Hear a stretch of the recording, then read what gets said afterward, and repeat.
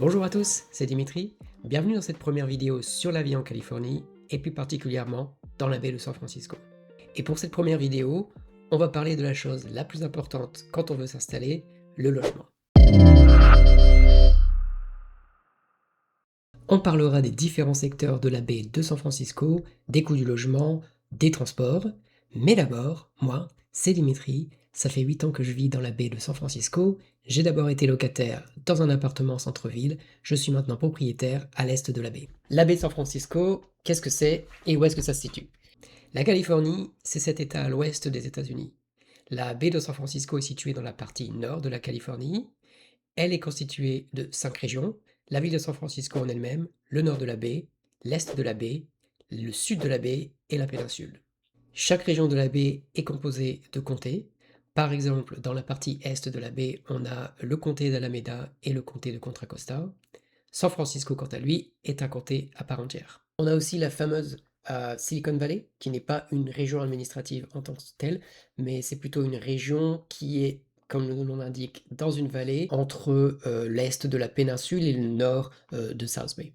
On y retrouve toutes les compagnies telles que Apple, Google, Meta, mais pas que. C'est une zone un peu plus résidentielle. Donc pour chacune de ces régions, on trouvera différentes vibes, différents quartiers au sein d'une même ville. Donc par exemple, si on prend la ville de San Francisco, on aura des quartiers complètement différents.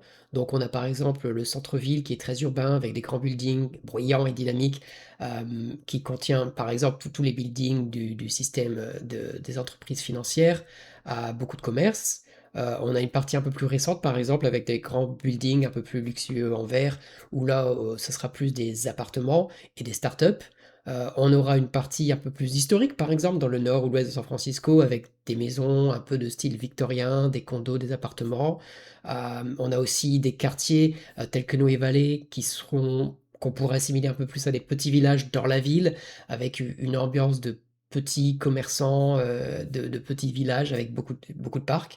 Beaucoup de parcs de toute façon dans tous les secteurs à San Francisco.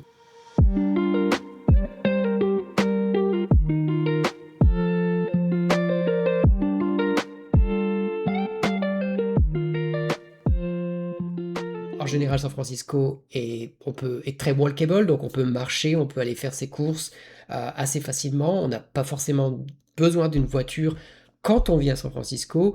On en a besoin si on va à l'extérieur, bien évidemment. On parlera des transports un peu plus tard. En termes de diversité des villes ou dans la ville, on retrouve à peu près la même chose dans East Bay, par exemple, donc la région à l'est de la baie de San Francisco, où on a des grandes villes comme Oakland, qui a aussi cette diversité, avec un centre-ville un peu plus classique, urbain, un peu austère parfois, mais aussi avec des quartiers beaucoup plus résidentiels, comme Montclair par exemple, ou des quartiers qu'on va dire un peu plus village et walkable, par exemple Rock Ridge, où on a College Avenue et où on peut habiter, mais aussi marcher pour aller faire ses courses, épicerie, supermarché, aller dans un café. Donc on retrouve toute cette diversité dans ce genre de ville. Alors on a des régions un peu comme l'est de la péninsule, où ce sera beaucoup plus résidentiel et complètement tourné vers le véhicule. Donc c'est des villes très résidentielles avec un centre-ville de une ou deux rues commerçantes. La plupart du temps, entre chaque ville, on a peu près le même modèle, avec des malls, des centres commerciaux un peu plus en périphérie de la ville. Alors de manière générale, l'immobilier, que ce soit en location ou en achat, est très cher à San Francisco. C'est essentiellement dû, c'est à peu près 2 dernières décennies au fait qu'il y avait de très grosses compagnies dans la baie de San Francisco qui ont fait venir des tas de gens plutôt bien payés et de façon mécanique, le loyer ou le prix de la vente des maisons ou appartements a grimpé énormément. On va regarder pour avoir une idée du prix de location et des achats à San Francisco et un peu autour. Donc si on regarde le prix moyen des loyers à San Francisco, on est à 3 600 $. Donc là, c'est vraiment une moyenne. Donc ça comprend la location d'un appartement ou d'une maison, d'un studio, une chambre ou deux chambres, et quelle que soit la région de San Francisco. Donc c'est juste pour donner une idée un peu générale des loyers à San Francisco. Mais on peut regarder un peu plus dans les détails. Par exemple ici, si on veut regarder un deux chambres, on aura le prix des loyers qui sera à 4 633 $. Donc pareil, c'est le prix des 2 chambres, maison ou appartement ou quelle que soit la région, de San Francisco. Donc on peut regarder par exemple, une région spécifique à San Francisco où là on aura, les 2 chambres qui seront, à un loyer mensuel de 7 000 $ parce que c'est une région un peu avec des immeubles un peu plus récentes, un peu plus luxueux, et donc ça donne aussi une idée de la diversité des prix, dans San Francisco, même. Si on regarde le prix moyen, de vente maintenant, on sera à 1 200 000. Donc pareil, ça comprend appartement, maison, chambre, 1 ou 2 chambres. On peut regarder aussi, le prix médian, c'est-à-dire, le prix auquel on a, autant de maisons vendues en dessous que de maisons, vendues au-dessus du prix. Et donc là, le prix médian, c'est, 1,2 million. Donc là, on est à peu près équivalent, au prix moyen. Si on regarde les stats, par quartier, on pourra voir par exemple, si on repart sur South Beach qui a eu, 260 condos, donc appartements vendus les 12 derniers mois, le prix médian était de 1 100 000 avec la plus grosse vente de 11 250 000. On peut regarder par exemple sur Noé Valley, où là on aura eu 128 maisons les 12 derniers mois avec un prix médian de 2,7 millions, avec la plus grosse vente à 9 millions, et 73 condos appartements avec un prix médian de 1,5 million. On peut regarder en détail les prix des maisons à l'heure actuelle. Donc là on a tout un ensemble de la ville, donc on voit que les appartements ou maisons de 2 chambres, avec des prix très large, entre 737 000 ou plusieurs millions. Donc par exemple, si on repart sur South Beach, on verra des appartements de 2 chambres à 1,8 million, à 936 000. On peut regarder, si on repart sur Noe Valley encore, on aura par exemple cette maison à 1,7 million. Donc en général aussi vers le sud de San Francisco, c'est un peu moins cher, 950 000, 789 000, 526 000.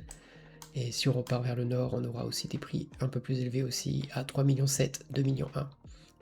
Comme vous pouvez voir, il y a une grande diversité de prix, mais aussi de qualité.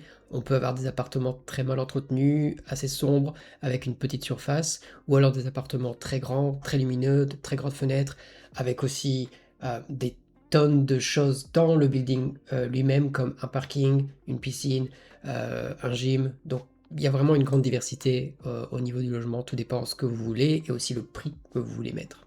Une autre chose importante à considérer quand on achète, c'est le prix du HOA. Donc dans cet exemple, pour un appartement de 2 millions, on verra qu'on a un prix de HOA de 1 406 $. Alors le prix du HOA, ça comprend tout ce qui se passe dans le building, dans les parties communes, ou les services qu'on vous donne. Par exemple, si vous avez un parking, si vous avez une personne à l'accueil, si vous avez une piscine à entretenir, s'il y a une salle de gym à entretenir, et aussi tous les entretiens classiques, électricité, toit ou autre du building, seront inclus dans le HOA de 1 406 $. Donc c'est quelque chose à prendre en compte quand on achète, c'est quelque chose qu'on ne paye pas quand on loue.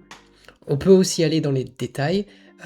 Par exemple, ce site va vous donner une estimation du prix que vous pourrez payer chaque mois si vous achetez cet appartement.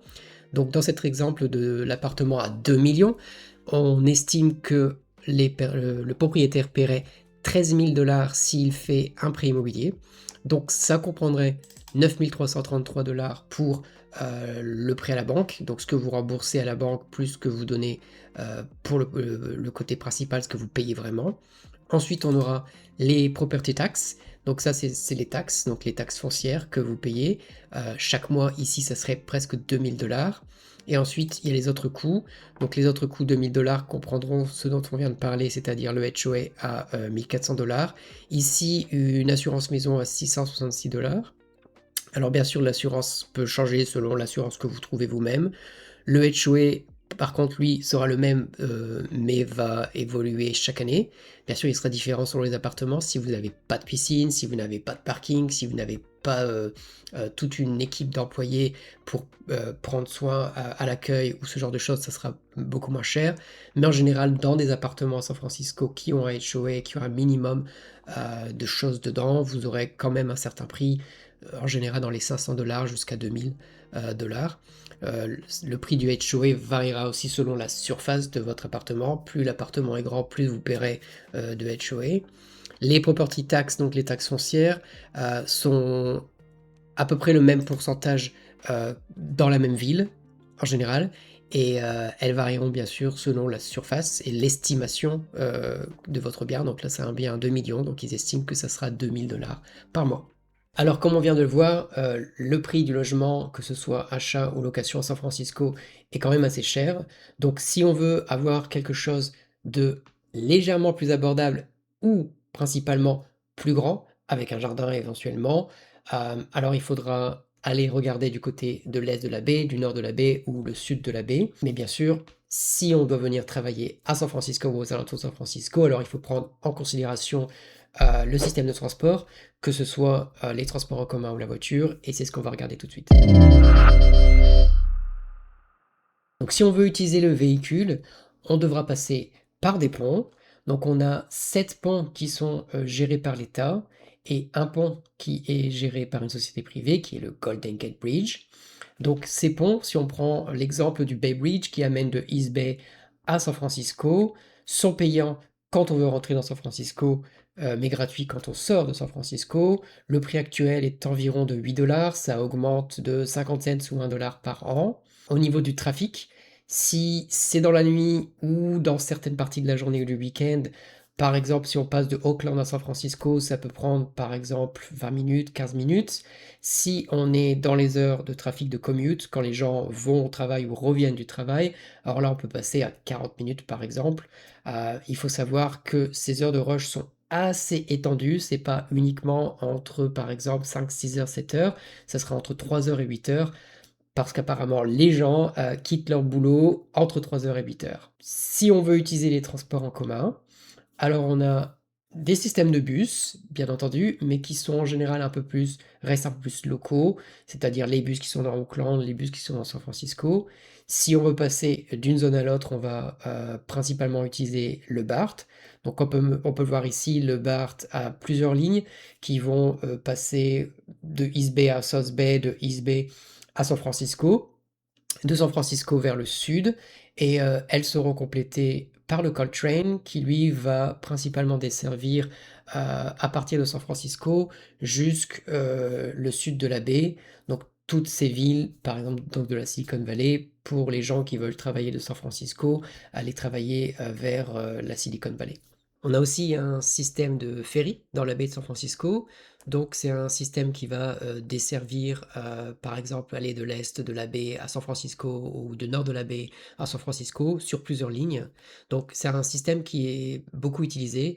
Par exemple, le soir, autour du ferry building, on peut voir tous les travailleurs qui vont faire la queue au ferry building pour prendre leur ferry et retourner chez eux. Donc c'est un système qui complète bien les autres systèmes de transport dans la baie. Si on veut bouger du nord de la baie à San Francisco et qu'on ne veut pas utiliser les ferries, on peut aussi utiliser un bus. Donc on a une ligne de bus qui part de très haut dans le nord de la baie vers San Francisco.